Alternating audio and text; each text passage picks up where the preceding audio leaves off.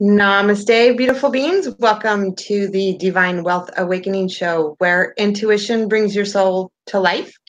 I'm your host, Janie Lin, and today we have with us Mark Thomas, all the way from Australia. And Mark is a retired police veteran. He was diagnosed 5 years ago with PTSD, depression, and anxiety. He was living with all of this undiagnosed for 10 years.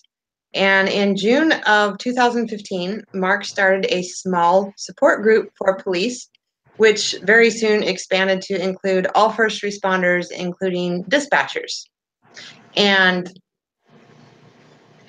Mark has done some really amazing stuff with bringing awareness to PTSD and helping people with that. So welcome, Mark. Thank you. Thank you. Yes. Although I'm not quite retired as yet. Still going. Working on it. Working on it. Very good. So, Mark, for those people that aren't quite sure what PTSD is, could you explain a little bit about that?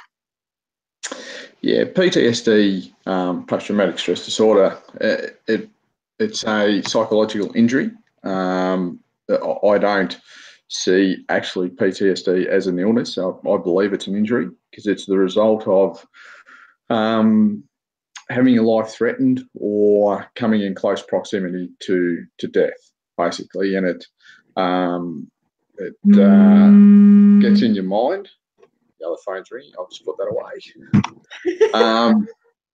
And more often than not, it also triggers depression and anxiety. So you've got a bit of a triple whammy to deal with. As you said, like 10 years undiagnosed, and in that my triggering incident was on the 8th of April 2003. Won't go into details, no need to. But over the course of the next about 10 years, it whittled away my resilience. And then when you're left with no resilience, everything else, it's like a deck of cards, everything else falls down. So yeah. There were so many things that I didn't see just through severe lack of education and knowledge about mental health, and that resulted in me being hospitalised after what the psychiatrists have described as a catastrophic loss of self. It sounds very technical, but it's just a result of not having any resilience left. And as I said before, when you've got no resilience, everything else falls down. It absolutely does. Yeah, I so totally get that. I was in a marriage for 20 years. Some of it was good and some of it was not. And so I'm what I call a recovering codependent. But there was times, so my ex he has narcissistic personality disorder. So it's basically like a bully times 100. But I get that whole catastrophic loss of self. I never ended up in the hospital, but there was days where getting out of bed seemed like such an effort. It was just almost impossible. And that's, people, it's really hard to describe a lot of things when you're going through anxiety, depression, PTSD and the like. But when you say things like that, it's really difficult to get out of bed. Like, people who haven't been through it, and this is what I say to them, I hope you never actually know what it feels like. Yeah. To struggle to even get out of bed. You just don't want to go outside. You just want to lock yourself away. And it's exceedingly difficult just to go outside. And it's quite bizarre. It's a really bizarre feeling. It's just darkness. And people talk about when they're heavily depressed, the darkness. And I remember at one stage, I could not even see tomorrow. It was just black, which is, and I'll look back on it now, and I maintain it's the most extraordinary thing I've ever gone through. Extraordinarily bad, but not something I recommend, obviously. Yeah. But no. As I said the other day on the radio show, I'm very lucky. I had a good recovery, and I've got some resemblance for a semi-normal life now, which is good. Very cool. So, you've started a support group for police officers and first responders and the like. So what inspired you to do that? Well, there's a case of, excuse me, in my early days, that I suppose the healthy part of my brain was telling me I need something to look forward to plan to, and things like that. Even though I couldn't see into the future, I thought, well, I've got to use this as a catalyst to get some positivity out of my extreme negativity, that situation I found myself in. So I thought, I felt intensely alone, especially in hospital. I knew I wasn't, but, and again, this is where I talk about those bizarre feelings. I knew I wasn't alone. Like, I got a magnificent family, very supportive bunch of friends and the like, but no, I just didn't have that feeling that I wasn't alone. So I thought, what, I'll start a little support group for at that stage just police. So if any of my colleagues are newly diagnosed or going through the same thing, we can just get around them and say, hey, look, we know what you're going through. Even though you think you're alone, you're certainly not. We're all in the same boat. So it's just that little bit of an awakening to go, oh, okay. So it's because you can be told certain things, but when you actually visually have people around you saying, hey, look, you're okay, we've got your back, sort of thing. So, and it started off as 50, well, about 30 actually, 30 to 40 my Facebook friends actually that are police officers, and that's grown now to 2050, I think it was this morning when I had a look. So that's all so police. Cool. Yeah, it's awesome. Police, fire brigade, and ambulance, and our dispatchers in Victoria. So yeah, it's pretty cool. And the message, a lot of the feedback, I get a lot of messages behind the scenes, and it is exactly sort of what I thought. In that, people are realising now that they're not alone, and there's been some amazing people that have jumped on board. We've got an admin group, and all of those, like, they're all either current or former police fireys, ambos, and dispatchers, and all of those are just, none of us get paid to do what we do, but we just, we love doing it, and I certainly couldn't do all this by myself. So I owe a lot to a lot of people. Exactly. Very cool. So you've also, with the growth of the support group, you have some charities that hopped on board. Yeah, well, a couple of the boys that come along have got assistance dogs, and when you see these Labradors in action, they're just, it's quite extraordinary to watch. And we're sitting there chatting away one day, and we kind of thought, well, these dogs save lives, and that's factual. If it wasn't for one of your mate's dogs, he wouldn't be with us. So, and we kind of thought, well, what, maybe we could try and raise money to sponsor an assistance dog, because they cost $30,000 to $35,000 Australian. Take 18 months to 2 years of training. So they're super dogs. There's no doubt about that. But I mean, you can't put a price on a life. So we sort of thought, yeah, I mean, it might take us a while, but we'll get there in the end. So, and then whilst we were sort of putting together ideas to do that, so, well, how about we try and register a charity? So hopefully, and I'm not one to preempt things, but hopefully the commission who controls charities in Australia gives us the formal tick off in hopefully in the next week or two, which would be really cool. Very cool. And then it gives our group an air of legitimacy when you've got that formal government tick off that you are in fact a charity. So, and then Rotary, there's a Rotary, the local Rotary here, they've jumped on board. They're really keen to help us out, and they are. So we've got a couple other speaking engagements at other Rotaries nearby booked in. So that'll be good to go let them know what we're doing. And, just finding in the last few weeks words really starting to get out a bit more. And there's a couple other, I just got a message this morning, a church group wants me to go have a chat to them where they can make a yearly donation. So very cool. And other groups are sort of saying, hey, look, let us know what you're doing. We might be able to help you out a bit. So, which is, as you said, it's way cool. It's really good. Really exciting. Very cool. So for those that are watching that don't know, animals have been used for rescuing people for quite a while. Anywhere from, I believe they're using them in jails now for rehab, for the convicts. I just saw on Facebook this morning, there's a nursing home, an old folks home, they brought in chickens. So they take care of the chickens, they take care of the whole thing. And, everybody's walking around holding a chicken. And or some of them was like, my wife died 9 years ago and I, lost all hope and never thought I'd be attached to a chicken. But this is like, it keeps them going.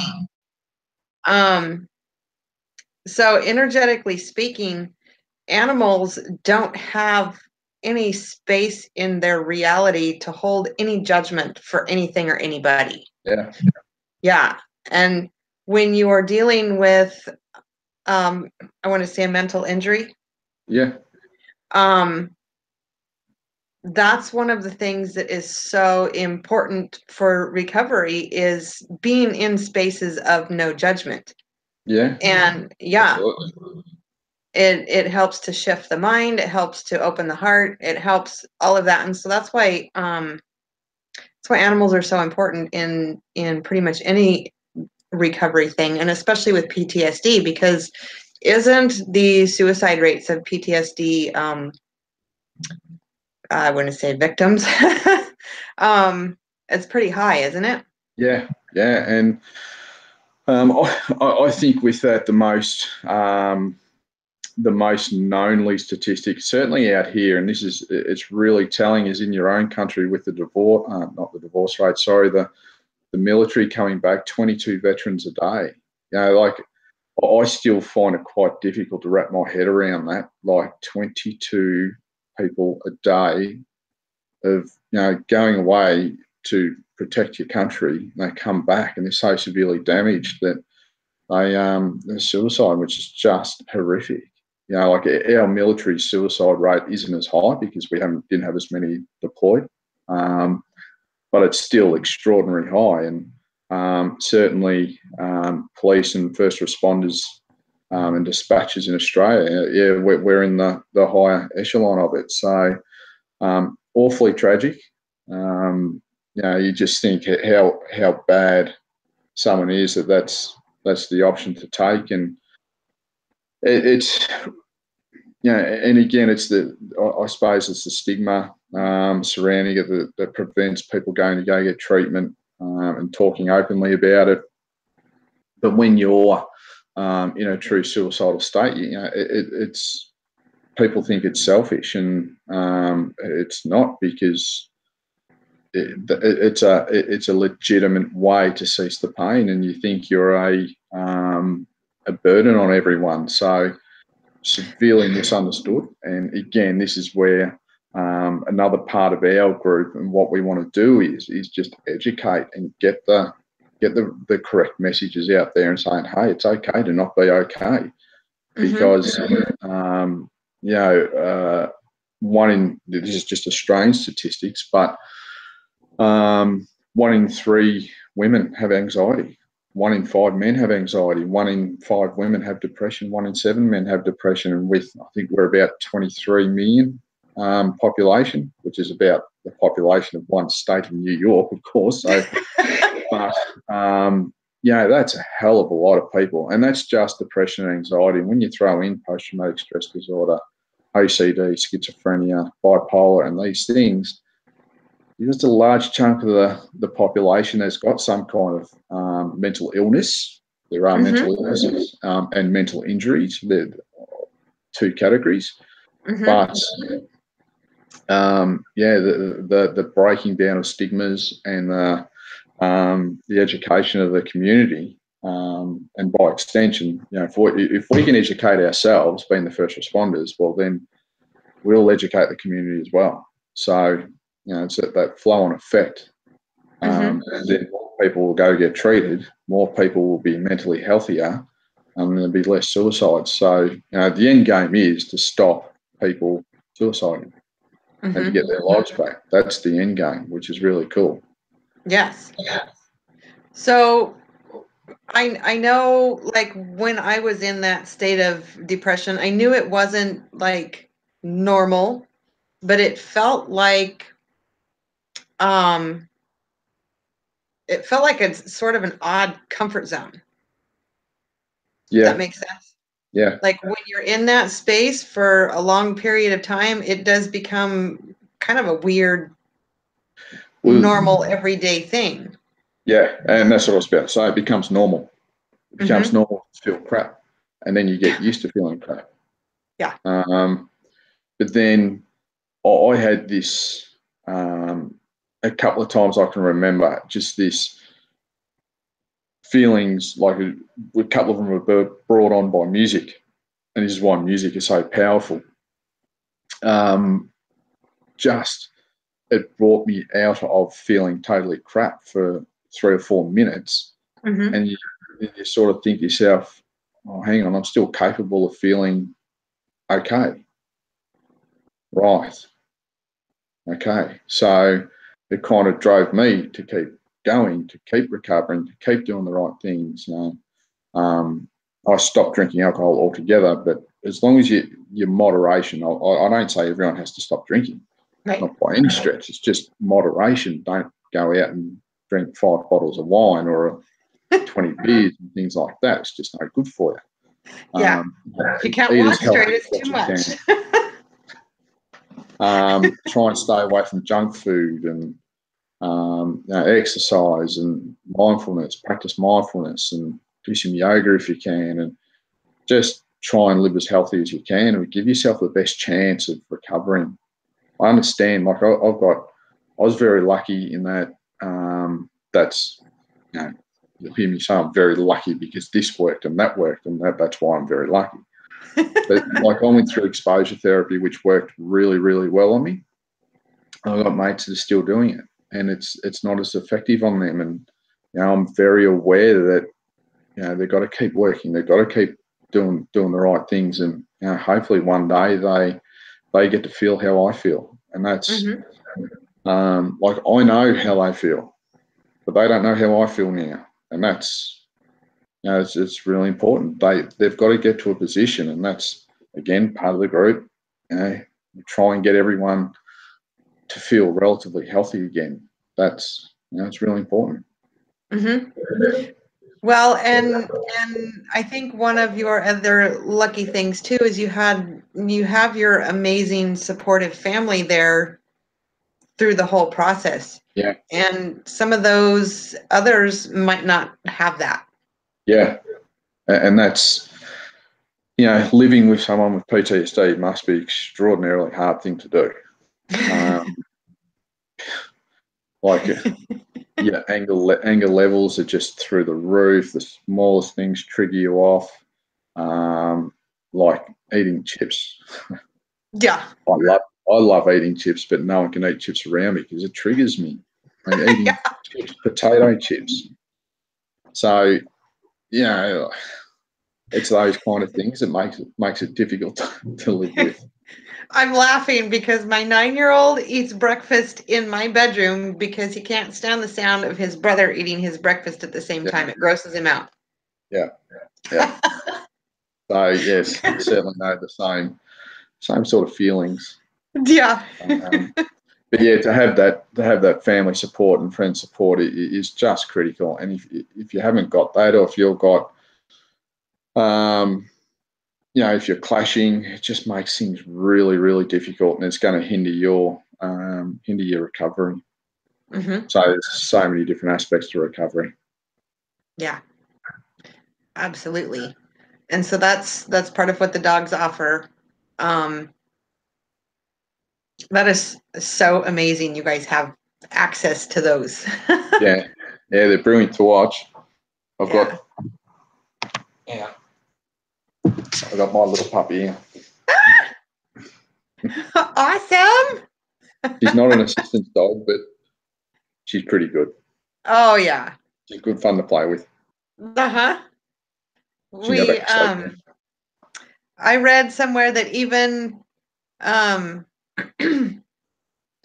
having an animal, a dog or a cat, in your home actually extends your longevity and your life. Yeah, I believe it. Like, she's old, like she's 14, but I mean, you get home and they're always happy and they're always cuddling up and always trying to scam food off you and things like that.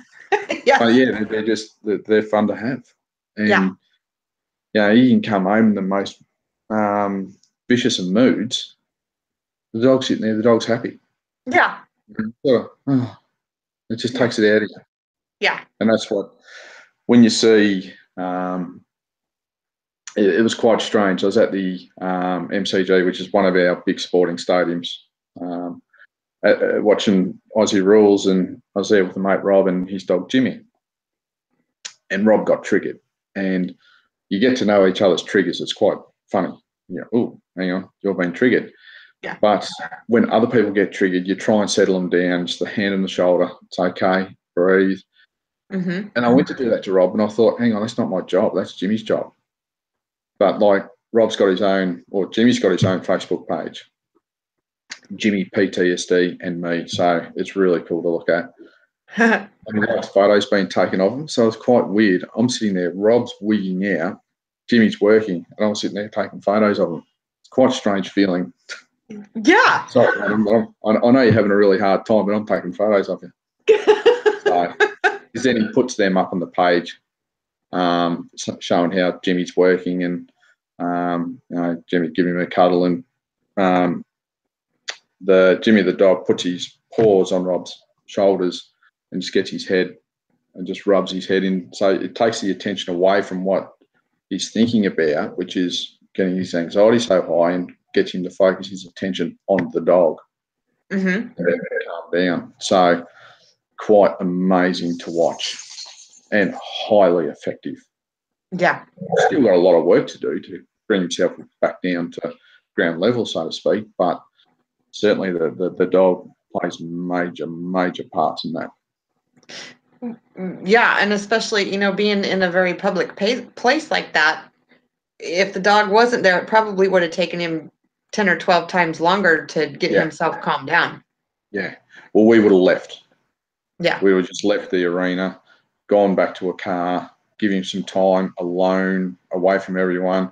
But then he went inside for a while, calm down, come back out and watch some more footy. So it allowed him to stay there. So, yeah. Huge. Very cool. Yeah. So you have a Facebook group for the PTSD support group, correct? Yes. Is that just for people with PTSD, or can anybody? It's primarily in Victoria, our state, and we'll continue to grow. And then, it would be really cool if we could have different people in different states sort of branch out and have their own, but operating under our rules. We're very strict on things. We really hard on staying away from negativity. Don't want to hear it, because it does you no good. Find the positive. Just got to find that silver lining. Must. Yeah. So it's really good in that we've got a lot of healthy, mentally healthy first responders and dispatchers in there, because they're being educated. We'll talk about, these symptoms started flaring up again. So this is what I did. Great work. You caught it before it really took hold again. So the people that are healthy go, okay, those are the things I've got to look out for, which is really good. That education, spreading the education throughout the services and dispatches. So hopefully when they start to recognise something that's going on with themselves, they'll go, I remember reading that on that page that day. Best I go get checked out. And you can stop it before it starts. If you're showing early intervention, absolutely key. So some of those symptoms for people that might not know, those would be like nightmares and flashbacks and getting to know. There's a charity here called Beyond Blue, which is a huge mental health. It'd probably be Australia's biggest, I reckon. Mental health. Brilliant website, brilliant. They do brilliant work, and they released a campaign probably about 18 months ago called Get to Know Anxiety, and it just basically went through. There's a couple of really good ads just explaining what anxiety is. And those stats that I went through earlier on, like 1 in 3 women, 1 in 5 men have anxiety. You've got to get to know what anxiety is, because it will shut you down if you're not careful. Yeah.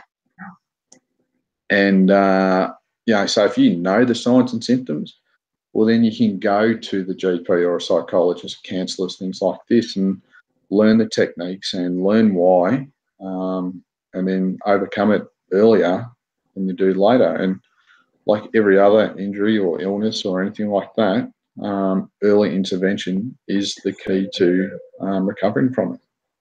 Yes. Very cool. So we're going to let this be it for the video. For those of you watching, I will post all of the links to all of Mark's information, how you can connect with him, in the description part. And so thank you so much, Mark, for coming today and sharing. You are doing some really amazing work. And thank you. Yeah, blessings. My pleasure.